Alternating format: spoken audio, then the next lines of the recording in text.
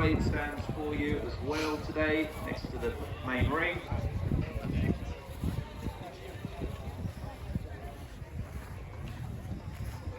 Very long classic car lineup as well, from cars of different countries, different eras.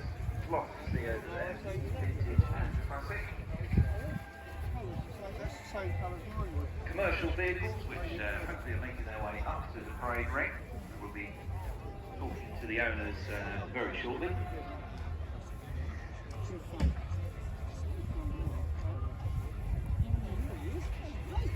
We've got lots of static displays and collectors displays.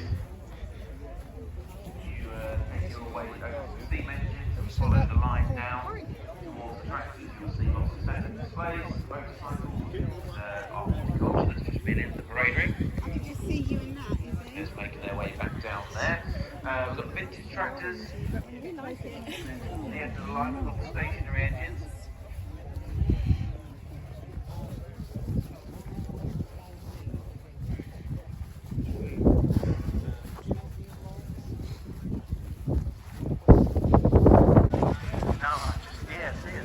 Yeah, you're a fortunate passenger. Yeah.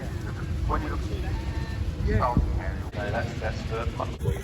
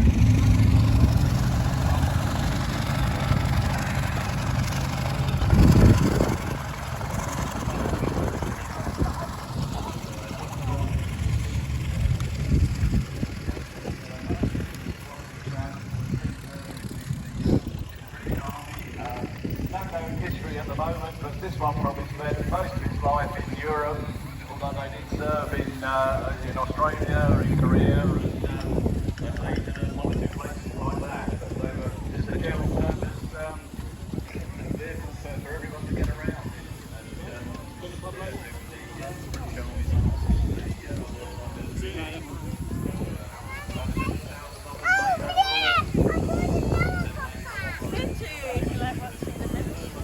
Oh, look at this.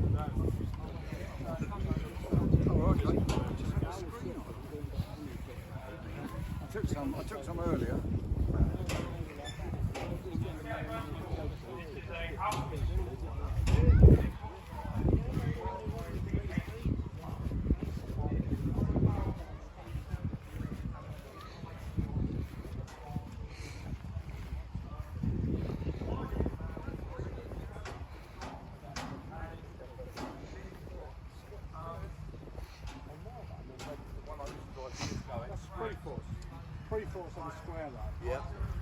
Right. The force of the line. Pre-force had a different grill. The metal grill would be around the side.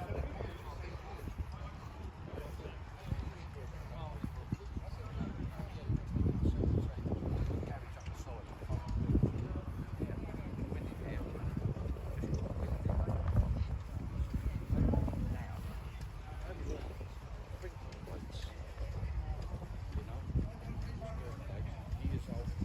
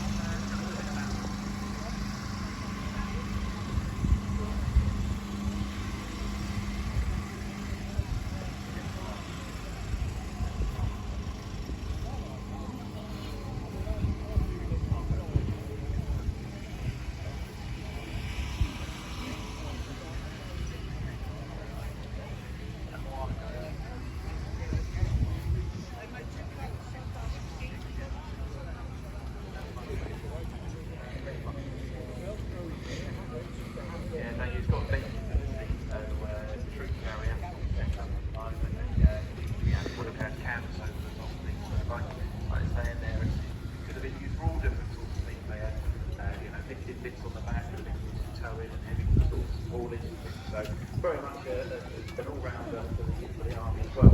Well, thank you very much, military owners and drivers, for gracing us in the parade room. And I know there's a few down there as well that didn't make it out into here, so they still really like to have a look. There's more down there, or have a chat with you. Good.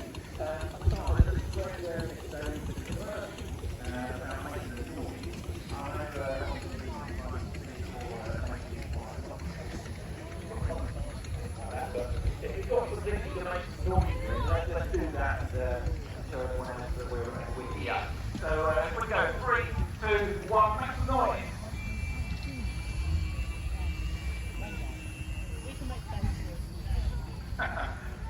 Thank you very much.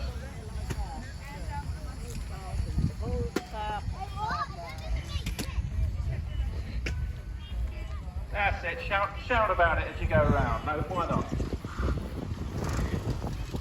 Yeah, if you turn right as you go out and round, then we all get a nice close look at you as you go round.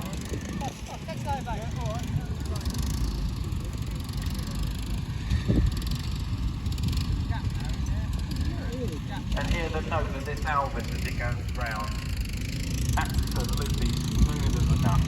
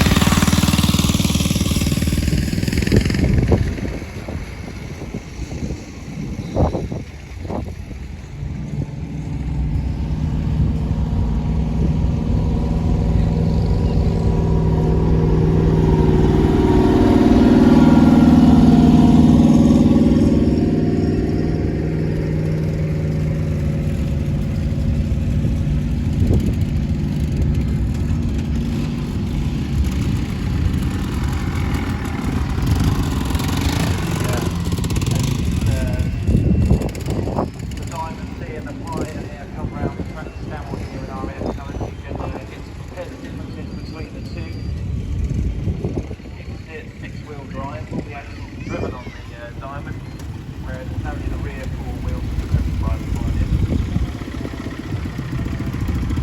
The Pioneer was replaced this one here we have here by the Explorer, Camel Explorer.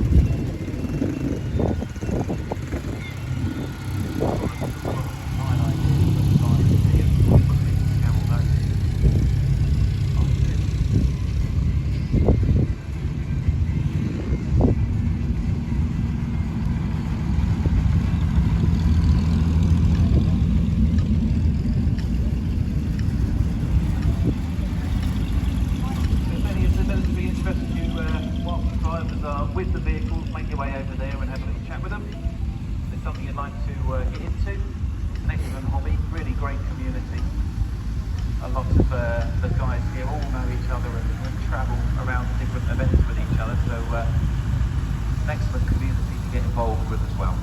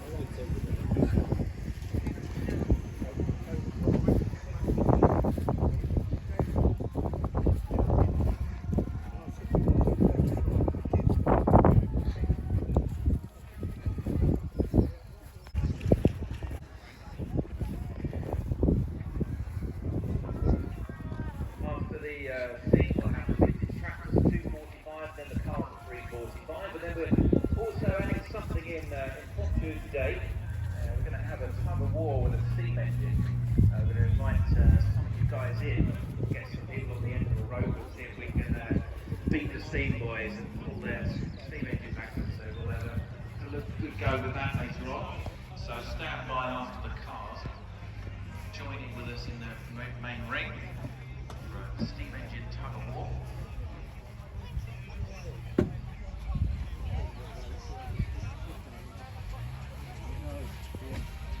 Surprises a lot of people because putting your arse on a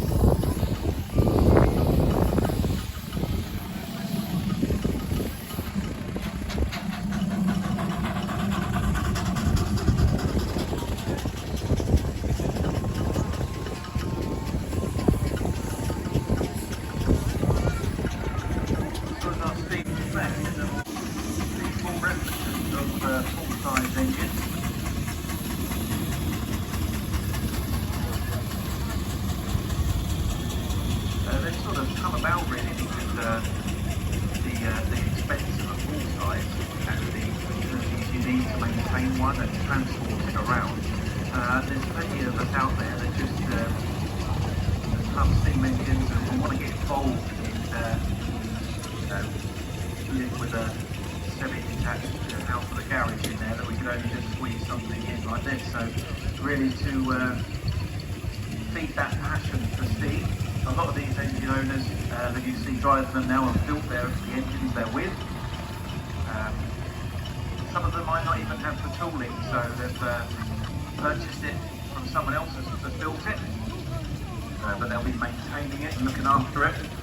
And it's a lot more manageable size than a full scale. But they come under the same rules and the same legislation as full size. They need to have board certificates and inspections just in the same way the full size do. So really they're exactly the same, they're literally just scaled down. There's different sizes, and as we go along and have a chat with the drivers, they'll be saying whether it's a 3-inch or 4-inch scale. I haven't seen any 6-inch scales here half sizes, so I expect 4.5 to be what we'll be seeing today. When we talk about scale, what that means is if something measures 12 inches long on the full-size engine and we're building a 4-inch scale, we're going to make that 4 inches long. So if there's an item that's 12 inches long on this model, it'll be 4 inches apart, you know. So essentially that's a third size. If we're going to be building a 3-inch scale, it's a quarter size.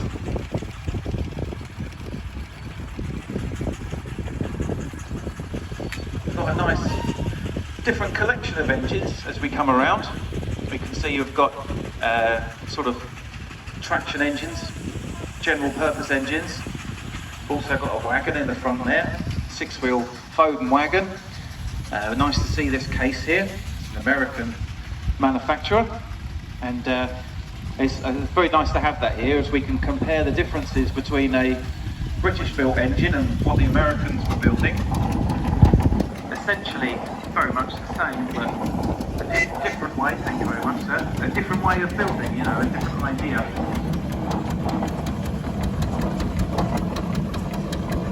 And so we can make comparisons now between a ploughing engine, in this case, of the American design, versus what we use over here in Britain, the ploughing engine using that cable drum underneath.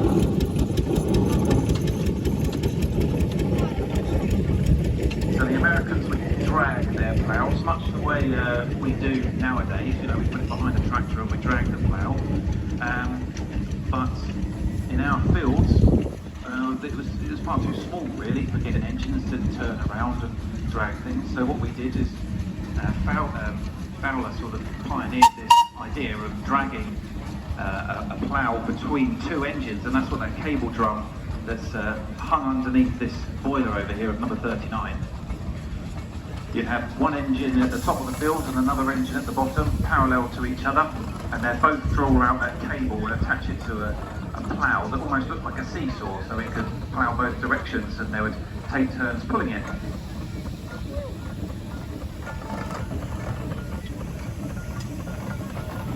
So on the end here we've got this Foden, the gentleman's topping up all the oil pots, all his oiling points.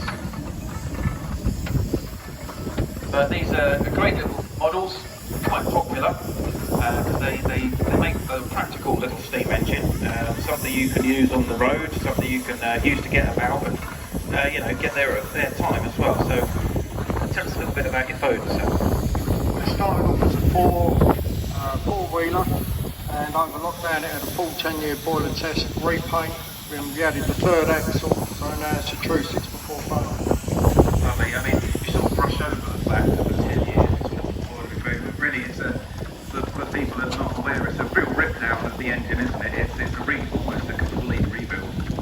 Yeah, the boiler came out the frames, tubes out the boiler inspector checked all the thicknesses, and then we put the tubes back in, or new set of tubes back in, hydraulically tested to 1.5 times its working pressure, has to hold that for about 20 minutes. And then once he's happy with that, then all gets put back together and then we do a steam test.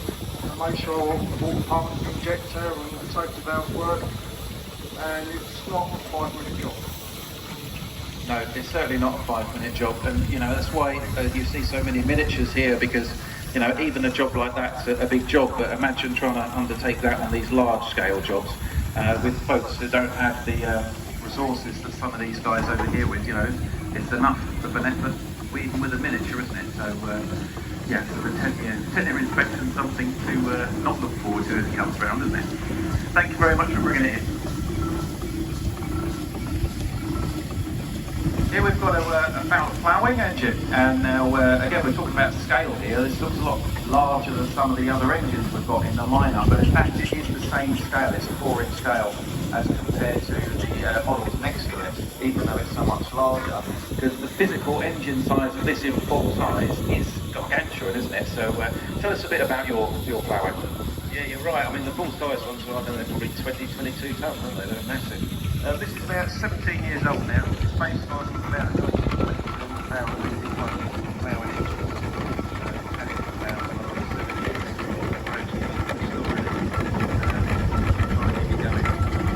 Yeah, that's it. Let's keep going and see sort of driving around the showground. It's always good to see. I did ask him earlier if his winch was working. We're going to give you a demonstration, but unfortunately it wasn't connected today. But basically what you do is you drag that cable out from underneath it, you engages the gear in there, and the engine doesn't move anywhere, but what happens is the throttle goes round and it pulls that drum in underneath and the wheels and winds that cable in that's underneath it. So we've got a 4-inch scale, little traction engine. What have you bought this for, sir? It's a 4-inch Garrett agriculture engine. Thank you very much. It's in good condition, and it's nice to see it chugging about. So thank you very much. Hello, sir. How are you? Good afternoon. And it's ticking over absolutely silently next to me now. You can barely hear it. It's almost electric. It's down to the one. So tell us a little bit about it, sir. It's a steam traction well kit built over a period of I think 4 years by one public business. Bought it last year. Got the first steam ticket on it in 22. Excellent, yeah, no, I mean, we'll see it as we go down the line. There's quite a few traction engine world kits down here. They're very popular, it's a lot easier to get, you know, all the parts. And when we say the parts, you know, sometimes it just covers the casting, and you need to machine everything. So depending on your skill level and depending on what facilities you've got at home, you can buy the casting in various states of machining as well, can't you? Some kits, the more expensive ones, are sort of bolted together because they've had, should be, but you know they still require machining, but they've had the harder machining work done for base end. These are always nice to see in miniature form, the Showman's engines, so thanks for bringing that in. So tell us a bit about your Showman's. It's a 3-inch barrel Showman's engine, sort of loosely based on the engine we're now, hence the blue paintwork. Yeah, lovely. It's got all the undercarriage lighting as well, I see on there. Does that generate? Yeah, it was done for it last night, generated a few hours, but yeah, it was generated work. So when we say generating, what we got on the front of these logo, and you'll see it on the other Showman's, hopefully coming to the rim, it's got a big generator on the front, and the fairground that we use to generate right, but also lighting, so see what you're doing at night, and also in different sections.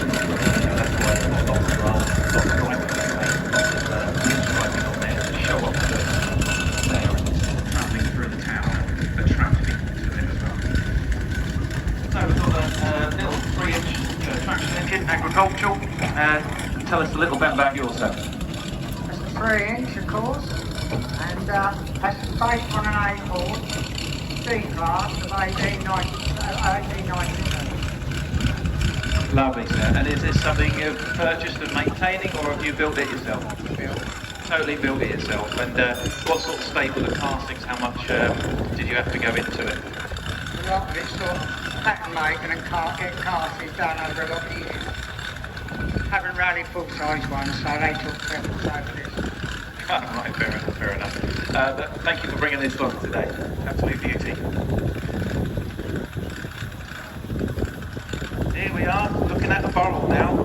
This one absolutely sounds like a sewing machine. It's going almost silently. One lady owner, as it says here. Now, Sure, I'll interview you today then, shall I? Absolutely. So, I mean, what have we got here? Tell everyone what it is.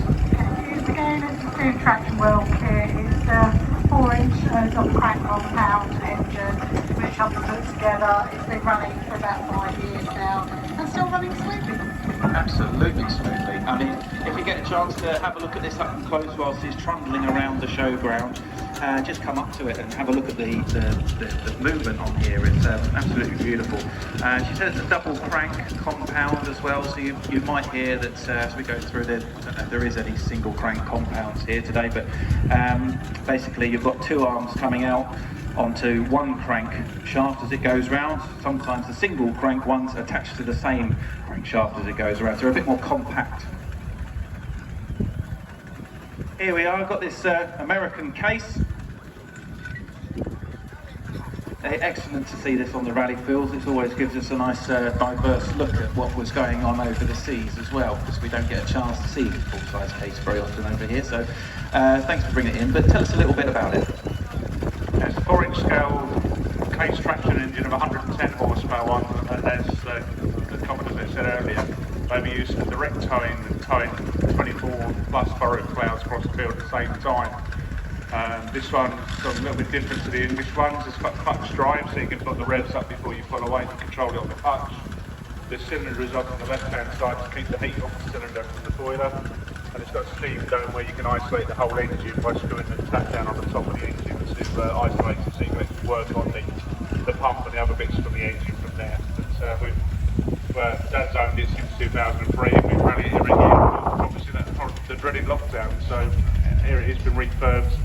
Yes, it needs a paint job, and it's quite good as it is, in rustic fashion they call it, so yeah. Yeah, but it's almost X-Farm condition almost, you could say, isn't it? So yeah, sporting that look.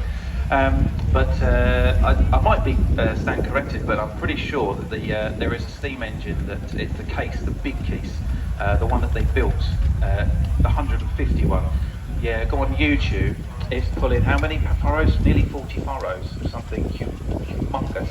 So it's telling me now. It drags the sledges in America as well. So you do you get the tractor pulling, the case has pulled it from one end to the other on tick over. There's no problem at all with it dragging. So yeah. Yeah, absolute worth looking on YouTube. I've watched it myself, and now you'll have to see it. It's a big flat wooden platform with about 40 furrows and one person per furrow with a depth control lever on there, and this thing is just absolutely just pulling it along through the ground. It holds the world record for the most amount of furrows pulled behind an engine. So fantastic thing to see. Good afternoon guys, thanks for coming in, and speak to you a little about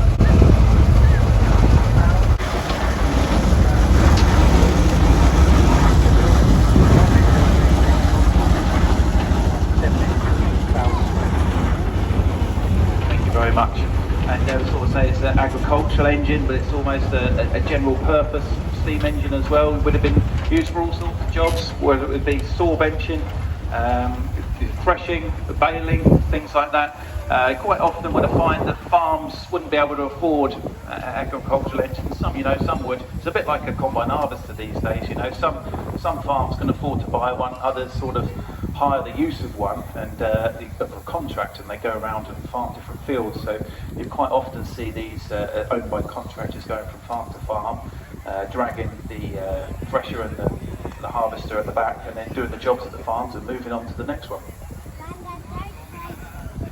I've got a roller here. So thank you very much for bringing this one in again for us. It's absolutely beauty, this one. So tell us a bit about your apron. Yeah, this is a 10-ton apron for steam roller. Built in 1891, which is probably the oldest vehicle on the showground. She was originally sold to a council down in Bath, where she spent quite a couple of years, and then ended up being sold off back to Raymond Moors, and then sold into a contractor in Kent, where she worked right up until 1956. Seen here with a Fowler trailer, which used to be a living van, Fowler living van, but it's very typical of sort of the Aveling road trade that used to go out to repair the roads at the time. Yeah, thank you very much. We were talking about road construction yesterday and what sort of roads this was going to be rolling, and we wouldn't really recognise what the roads.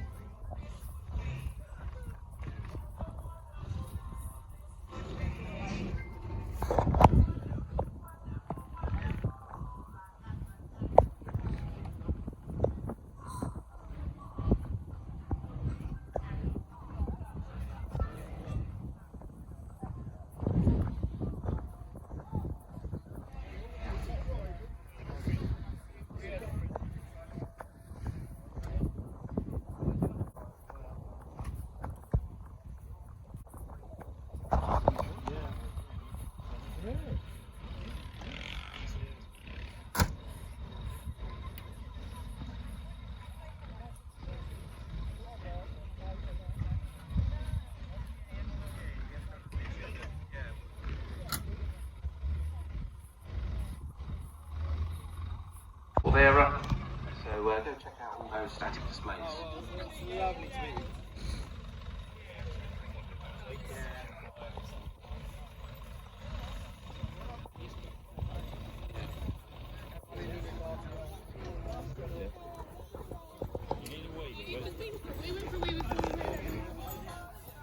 Cute, isn't it?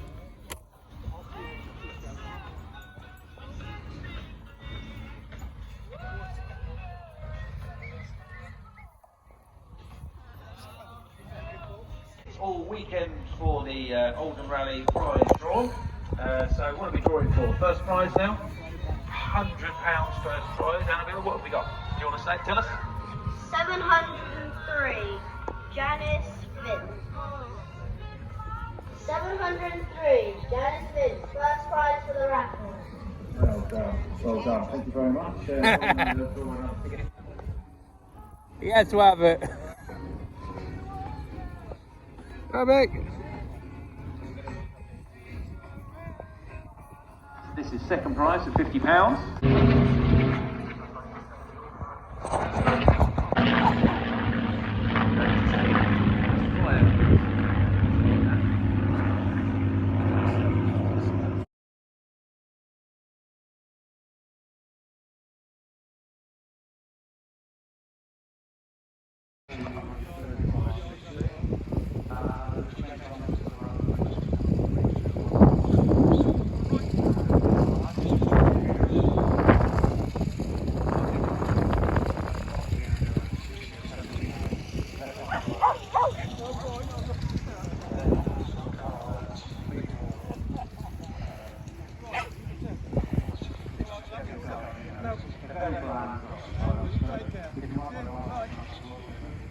No.